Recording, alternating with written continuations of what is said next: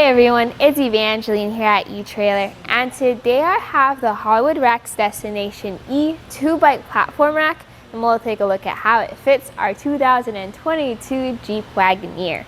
So the Destination E is actually pretty impressive. Yes, it does have its downsides where it does take a little bit more time to use and more straps and levers and things like that, but honestly, for the Jeep Wagoneer, this is one of the only bike racks that can tilt away far enough where you can still open up the hatch. Plus, with how high up this is off of the ground, most bike racks make it a little tricky to lift your heavy electric bikes up, but this one has an included ramp. So we'll talk about features like that, and I'll show you how it does make a good fit for the Wagoneer. First is that tilt away process. It is a little bit more, not as intuitive as other racks, but for this one, it pays off for this car. What you need to do is you rotate or loosen this knob just enough where you can push that out. And once that's out, you can then get yourself into a position. I like to stand with my back braced against the vehicle. That's because when you have a lot of heavy bikes up here, this has a 70-pound weight capacity, you don't want it tilting towards you. You want it tilting away from you. And look right there. Now that's how far it goes, and this definitely gives us enough clearance to open up our hatch.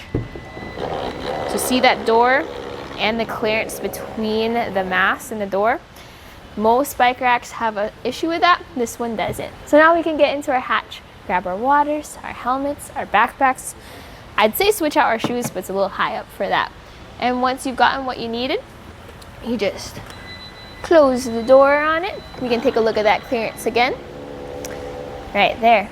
And now we can go and lift the bike rack up. Some people like to pull it up. I like to push it up since it's just easier that way. You put the lever back in, tighten down that knob, and then you are ready to drive. So let's talk about how this bike is held up there. I did mention it has a 70-pound weight capacity, which is a little bit more than most of your electric bike racks. But to make up for that weight capacity, they do have to add some extra touch points. So for the straps, there's 3 of them. 2 for the front wheel, and then a 3rd for the rear tire, plus it has a frame mount. Now the frame mount does have a lock, which is pretty nice, because then you're not dealing with cable locks, and you can keep your bikes locked while you're parked and driving. Now to take those straps off, this makes it where you kind of have to go behind the bike rack to press a lever and lift up on the strap. So we're going to do that for both sides. It's honestly easier to see for the front wheels where that lever is. And this is a little unusual for most bike racks to have 2 straps for the front wheel, but this one does make sense. Once the straps are out, go over to the frame mount. And before we release that frame mount, I do need to set up the ramp though. The ramp, unfortunately, is not attached to the rack. It comes with it, but you do have to store it separately. And it only goes onto the rear cradle. So in our case here, because of where we have the vehicle, I wish I could put it on the front cradle so I could put the bike down. In our case, we'll go on the rear cradle of the other rack. It sits right there. We have a decent angle for the height of the Wagoneer. So now I'm gonna loosen the frame mount on the bike so that we can ramp the bike down. Once this is out of the way, here's a little extra trick I can do. If we have limited space, I just hop the bike over, and now we can ramp it. So definitely steep, but a lot easier than carrying it myself. Now let's take a look over at those cradles while I put that bike away. This is adjustable, so if you have different wheelbases or different tire widths, you can carry those tire widths with this bike rack. The maximum tire width though is going to be up to 4.5 inches. Also, I personally recommend putting these straps away so they're not flopping around as you drive around.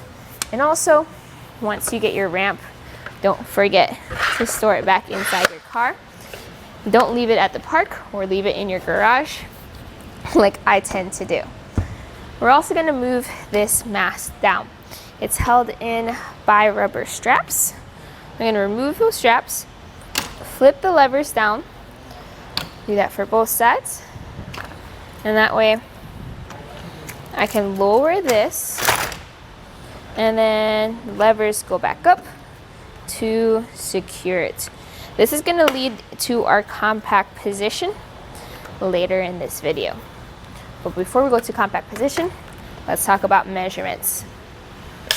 I am going to measure from the furthest point of the vehicle, which is going to be the bumper, to the furthest point of the bike rack with the mast down, which is going to be these trays. That's 34 inches, which is pretty normal for a 2-bike platform rack. You already have a larger car though, so if you have a smaller garage, that's a measurement to remember. Next though is going to be ground clearance. So the ground to the end of the wing is 26 inches. To the center of the wing, that's 33.5 inches. So you're lifting your 70-pound bikes maybe 32 inches up onto the air to get them onto the bike rack. Now you can see why the ramp is a lot more helpful than having to lift all that weight up and over. So speaking about pin over, let's move this into the compact position. There's going to be a pin and a clip near your mast, or I guess your shank. So we're going to remove that real quick. Hold on to that as we lift the bike rack up and against the car. The pin and clip go back in, and once we get this back in, we'll talk about the length this now adds to the back of our vehicle. So remember where we measured from the bumper to the end of the rack? Well, let's do that again. That's going to be a clearance of 16 inches. So big difference compared to when this was folded down. You'll want it in this position when you're just planning on driving around town and you don't want to take up too much space. With it like this though, notice how the rear window is mostly visible. This does stick up. Our taillights are visible as well, but our license plate sits right there in the center of the bike rack, and our backup camera peeks through that opening too. So that's what that means, is that when you turn into reverse, you are going to see through your bike rack. For if there's any cars or vehicles around you, we will definitely have the bike rack clear in that backup camera view. All in all, the Hollywood Rack's Destination E is really designed for those electric bikes. It has those extra touch points, that way you have that greater weight capacity, plus the included ramp is awesome. I've tried a bunch of different bike racks on the Wagoneer, and this is one of the few that actually fits, where it can tilt away and open up the hatch. So even with one of my favorites, like the Kuat ND, that one didn't tilt far away enough for us to get full clearance like the Destination E did. The downside to Destination E is please don't forget your ramp. Don't leave it lying around. Make sure to store it inside of your vehicle. And also take in mind that it does take a lot of extra movements in order to tilt the whole rack away. But for your heavy electric bikes, definitely a great option. This was a look at the Hollywood Rack's Destination E 2-bike platform rack on the 2022 Jeep Wagoneer.